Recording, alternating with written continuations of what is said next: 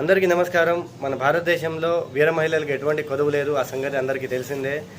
దాంట్లో నుంచి వచ్చిన వారే మన సోఫియా ఖురేషీ మరియు వెమంకా సింగ్.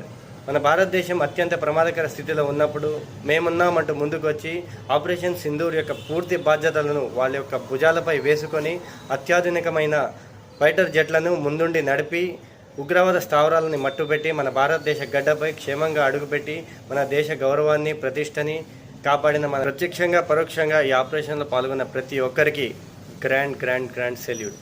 మరోవైపు కేరళకు చెందిన ఫారెస్ట్ ఆఫీసర్ రోషిని గారు ఒక పామును అయితే పట్టుకోవడం చూస్తున్నారు. ఈ పాము వచ్చేసి కింగ్ కోబ్రా. ఇది ప్రపంచంలోనే అత్యంత ప్రమాదకరమైన పాములో ఇది 2వ స్థానంలో ఉంది. మొదటి స్థానంలో బ్లాక్ మంబా, ఇది 2వ స్థానంలో కింగ్ కోబ్రా అనేది ఉంది.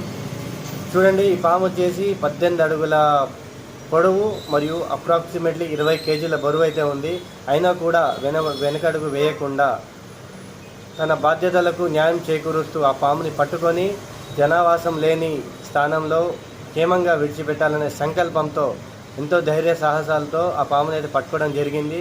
ఇటువంటి మహిళలు ఉన్నంత వరకు, అది సోఫియా ఖురేషీ మేడం గారు కానివ్వండి, లేకపోతే వెమంకా సింగ్ మేడం గారు కానివ్వండి, లేకపోతే రోషిని మేడం గారు కానివ్వండి, ఇటువంటి మహిళలు ఉన్నంత వరకు మన దేశం చాలా చాలా సేఫ్గా ఉంటుందనే అనుకుంటున్నాను.